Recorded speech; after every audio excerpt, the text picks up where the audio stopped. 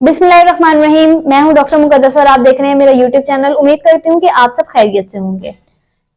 पिछली वीडियो में मैंने आपको क्रॉनिक ब्रोंकाइटिस के बारे में बताया था और उसकी स्टेजेस के बारे में कहा था कि आगे इंशाल्लाह डिटेल में जरूर इसको हम डिस्कस करेंगे।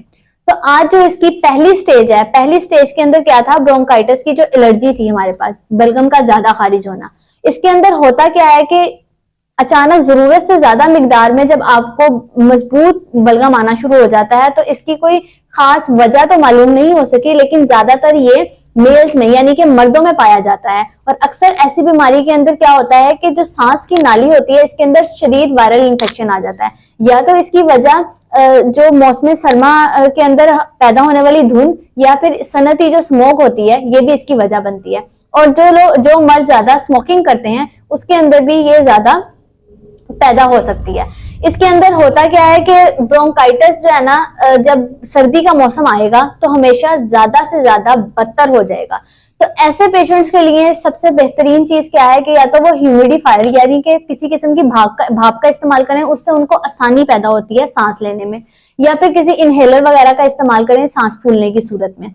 और जो स्मोकिंग करते हैं वो स्मोकिंग को खत्म करें ताकि उनकी ये बीमारी ठीक हो सके। इसके अंदर जो हमारे अंदर ब्रोंकाई होती है उसकी एलर्जी मौजूद होती है, जिसकी वजह से ब्रोंकाइटिस हो जाता है, जिसको हम ब्रोंकाई की इन्फ्लेमेशन बोलते हैं। कोडेन के ऊपर जो मुश्तमिल लिंक्टस होता है उसके जरिए रात के वक्त इरिटेंट कफ भी होती है। स्टेज 2 हमारे पास क्या थी, बैक्टीरियल इन्फेक्शन की। इसके अंदर इन्फेक्शन की एपिसोड्स का आना बहुत आम होता है।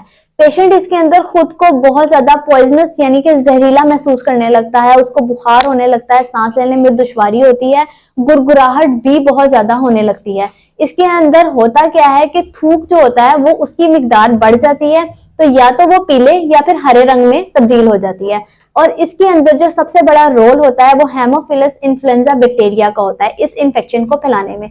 तो इसके लिए हम लोग करते क्या है कि एंटीबायोटिक ट्रीटमेंट देते हैं या फिर आईएम इंजेक्शंस के जरिए इसका ट्रीटमेंट करते हैं।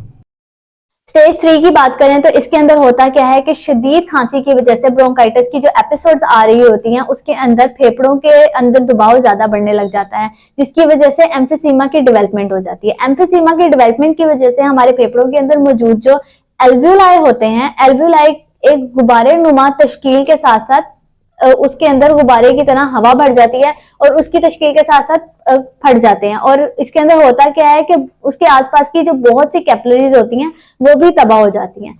इस कंडीशन के अंदर क्या होता है कि जब एम्फीसीमा की डेवलपमेंट हो रही है तो आपके जो फेफड़े हैं वो फैलाव वाली कंडीशन के अंदर रहते हैं और जो उसके टिश्यूज होते हैं उसकी अपनी लचक को खो देते हैं।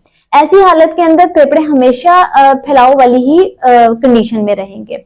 इसके साथ साथ इन तब्दीलियों के नतीजे में क्या होता है कि जो खून होता है जो फेफड़ों के अंदर दाखिल हो रहा होता है उसके अंदर ऑक्सीजन की मिकदार में कमी आ जाती है। स्टेज 4 जो कि हमारे पास क्या थी, कार्डियक और रेस्पिरेटरी फेलियर। कार्डियक और रेस्पिरेटरी फेलियर के अंदर क्या होगा, जब पहले से ही ब्रोंकाइटिस और एम्फीसीमा से फेफड़ों को बहुत ज्यादा नुकसान पहुंच चुका है तो इससे क्या होता है कि शदीद इन्फेक्शन हो जाता है, जिसके अंदर ऑक्सीजन के दबाव में मजीद कमी आ जाती है और खून के अंदर मौजूद जो कार्बन डाइऑक्साइड होता है वो बढ़ जाता है, यानी कि उसमें इजाफा हो जाता है और पेशेंट को सांस लेने में बहुत ज्यादा दुश्वारी होती है, सांस फूलने लगता है। इसके साथ साथ जो सांस जब फूलता है तो कार्बन डाइऑक्साइड का इजाफा हो रहा है, तो इसके साथ साथ क्या होता है कि पेशेंट को अक्सर गुनूदगी यानी कि वो बेहोशी की तरफ जाना शुरू हो जाता है। खून की गैसों में जो शदीद खलल आ रहा है यानी कि ऑक्सीजन और कार्बन डाइऑक्साइड के अंदर जो खलल आ रहा है, इससे क्या होता है दिल और जो खून की शरियानें होती हैं वो भी बहुत ज्यादा डिस्टर्ब हो जाती हैं, जिसकी वजह से कार्डियक फेल भी हो सकता है।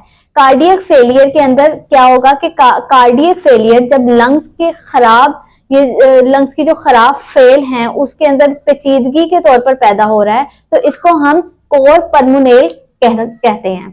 ये थी चारों स्टेजेस। अगर आपको मेरी ये वीडियो अच्छी लगी हो तो जरूर दूसरों तक भी शेयर करें, लाइक भी करें और मेरे चैनल को सब्सक्राइब करें। Thank you.